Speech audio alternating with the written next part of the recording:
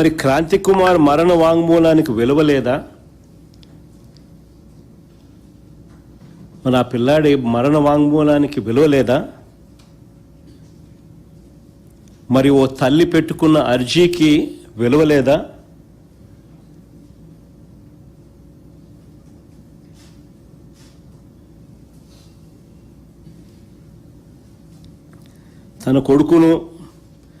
తన కొడుకు కోసం సాయికృష్ణ తల్లి వేదన పడుతూ రోజు పోలీస్ స్టేషన్ చుట్టూ తిరుగుతూ అర్జీలు పెట్టుకున్న దానికి విలువ లేదు. ఓ యంగ్స్టర్ చనిపోతూ ఆత్మహత్య చేసుకుంటూ మరణ వాంగ్మూలం ఇచ్చి సోషల్ మీడియాలో వైరల్ అయినా కూడా ఆ మరణ వాంగ్మూలానికి విలువ లేదు.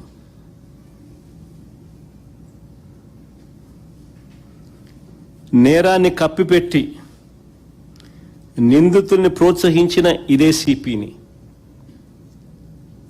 నేరాన్ని కప్పిపెట్టి 46 రోజులు పట్టింది. జగన్ పోతే కానీ, జగన్ పోయిన 4 రోజులకు కానీ అరెస్టులు కాల.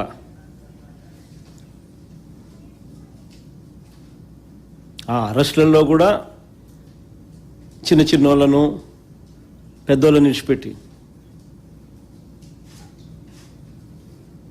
నేరాన్ని కప్పిపెట్టి నిందితుల్ని ప్రోత్సహించిన సిపిని, డీజీపీని, చంద్రబాబు నాయుడు గారిని ఎందుకు బాధ్యుల్ని చేయడం లేదని అడుగుతా ఉన్నా. ఇవన్నీ కనిపిస్తూ ఉన్నాయి. సిఐని కాపాడుతూ ఉన్నాడు సిపిని కాపాడుతూ ఉన్నాడు డీజీపీని కాపాడుతూ ఉన్నాడు చంద్రబాబు గారు. మరి వీళ్ళందరినీ ఎందుకు బాధ్యుల్ని చేయడం లేదని అడుగుతా ఉన్నా. ఇందులో చంద్రబాబుకున్న ఇంట్రెస్ట్ ఏమిటి అని అడుగుతా ఉన్నా.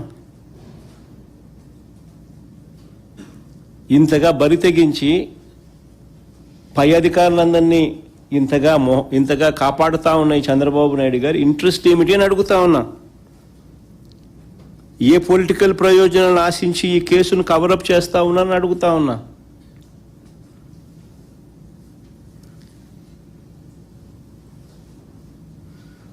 ఎప్పుడు ఈ ఘటనలు జరిగాయి, ఎన్ని రోజుల తర్వాత తప్పనిసరి పరిస్థితుల్లో వీళ్ళు రియాక్ట్ కాక తప్పలేదు. అసలు ఈ ఘటన గాన ఇంత పెద్దది కాకపోయిందంటే, జగన్ కూడా పోకపోయిందంటే అసలు ఇన్సిడెంటే లేదు, కవరప్పు.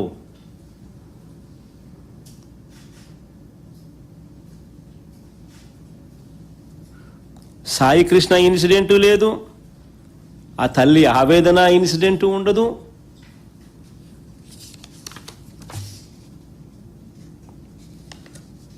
ఇంకో పిల్లాడు క్రాంతి కుమార్ ఇన్సిడెంటు లేదు.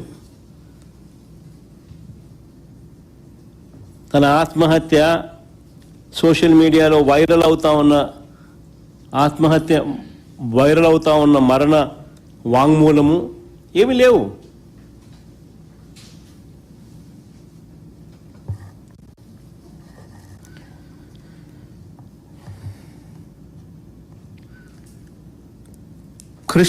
కృష్ణలంక పోలీస్ స్టేషన్లో ఇది ఇంకా ఆశ్చర్యం. కాన్స్పిరసీ అనేది ఎంత లోతుగా ఉంది అని చెప్పడానికి ఇంకొక ఉదాహరణ. కృష్ణలంక పోలీస్ స్టేషన్లో వీళ్ళు ఫైల్ చేసిన రిమాండ్ రిపోర్ట్లో వీళ్ళు రాసుకొచ్చినారు, మే 1వ తారీఖు నుంచి జూన్ 1వ తారీఖు వరకు వీడియో క్లిప్పింగ్ లేదంట, వీడియో ఫుటేజ్ లేదంట అని వాళ్ళ మొదట ఫైల్ చేసిన రిమాండ్ రిపోర్ట్లో రాసినారు. మళ్ళీ మధ్యలో 2 కానిస్టేబుల్ ఏదో అరెస్ట్ చేసినట్టున్నారు నిన్నేదో. వాళ్ళ రిమాండ్ రిపోర్ట్లో ఏమో రాసినా తెలుసా, 18 నెలలుగా సీసీ కెమెరాల ఫుటేజ్ తొలగించినట్టు వాళ్ళ రిమాండ్ రిపోర్ట్లో రాస్తారు. అంటే ఎన్ని మర్డర్లు జరిగినాయో ఈ 18 నెలల్లో.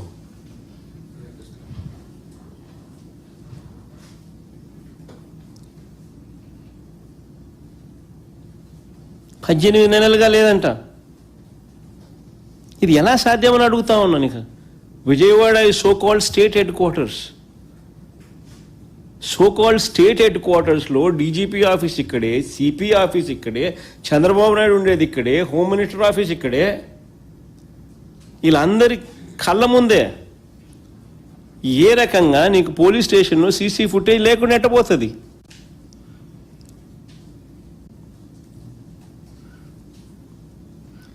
ఎవరికి నచ్చినట్లు వాళ్ళు డిలీట్ చేయడం కుదురుతుందా? ఎవరికి నచ్చినట్టుగా వాళ్ళు డిలీట్ చేసుకుంటూ పోవడం కుదురుతుందా? మరి ఎందుకు పెట్టడం? ఎందుకు మీ ఇష్టం ఏంటంటే మీరు డిలీట్ చేసుకుంటా ఉన్నప్పుడు? మరి సుప్రీంకోర్టు జడ్జిమెంట్లు ఎందుకు? హైకోర్టు జడ్జిమెంట్లు ఎందుకు?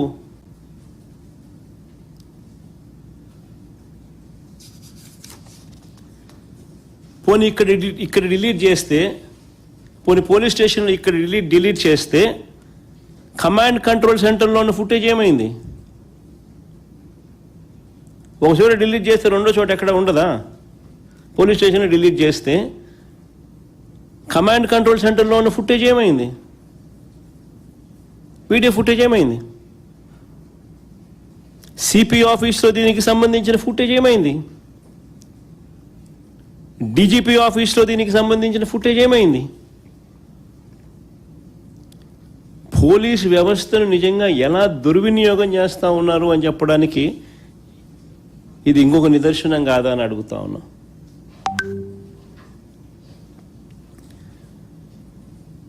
ఇక్కడ నుంచి ఇంకొక అడుగు ముందుకేద్దాం.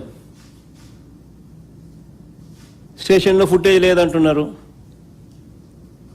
కొన్ని విజయవాడ నగరంలోని బస్ స్టాండు, విజయవాడ నగరంలోని రైల్వే స్టేషన్లు, విజయవాడ నగరంలోని రోడ్ జంక్షన్స్, విజయవాడ నగరంలోని పబ్లిక్ ప్లేసులు,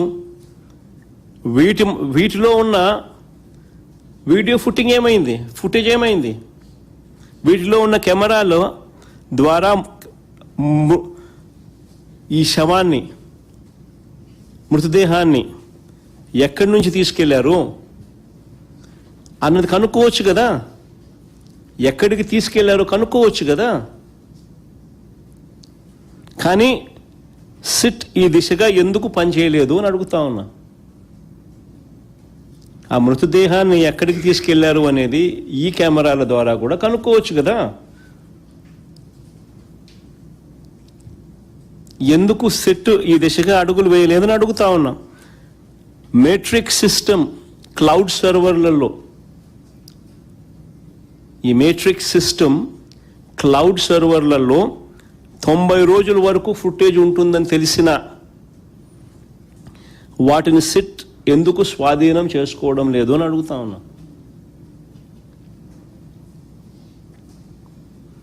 ఇంకా ఒక అడుగు ముందుకు ఏమంటారా? ఇంకా ఆశ్చర్యం కలిగిస్తాయి. సిఐతో పాటు సంబంధిత పోలీస్ బాసులు ఫోన్లు, మెసేజ్లు, కాల్ రికార్డులు, ఎలక్ట్రానిక్ కమ్యూనికేషన్స్ ఇవి పరిశీలించే కార్యక్రమం ఎవరైనా చేయాలనా లేదా? ఎందుకు చేయలేదని అడుగుతా ఉన్నా. ఆశ్చర్యం ఏమిటో తెలుసా? ఆ కానిస్టేబుల్ రిమాండ్ రిపోర్ట్లో వాళ్ళు ఫోన్లు నాగ్పూర్లో అమ్మినారంట.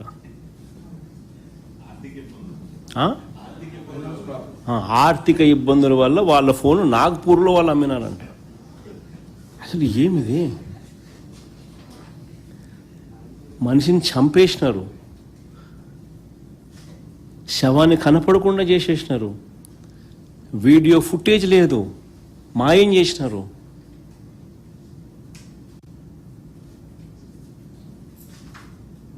ఫోన్లు నాగ్పూర్లో అమ్మినారంట. నిజంగా ఈ ఘటన ఎలాంటి ఘటన అంటే నిజంగా ఎంటికలు లేస్తూనే పడతాయి. అంటే ఒక సామాన్యుని పరిస్థితి ఏమిటి అసలు ఈ విజయవాడలో హెడ్ క్వార్టర్స్లో? ఇది మాదిరిగా సామాన్యుని పరిస్థితి హెడ్ క్వార్టర్స్లోనే ఈ మాదిరిగా ఉంటే ఇంకా రాష్ట్రంలో ఇంకా మారుమూల ప్రాంతాల్లో పరిస్థితి ఎలా ఉంది? హ్యూమన్ రైట్స్ అనేటికి ఎక్కడన్నా వాల్యూ ఉందా?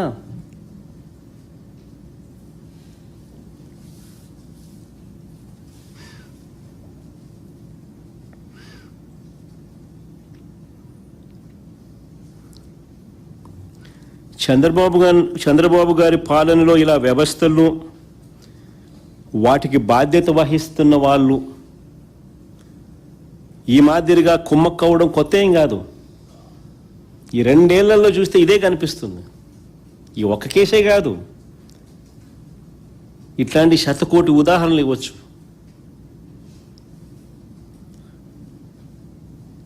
సీసీ ఫుటేజ్ మాయం సహా ఆధారాలు నాశనం చేయడం, తమ తప్పులను కప్పిపుచ్చుకోవడం, తప్పుడు సాక్ష్యాలను క్రియేట్ చేయడం, న్యాయస్థానాలను పక్కదోవ పట్టించడం, చివరి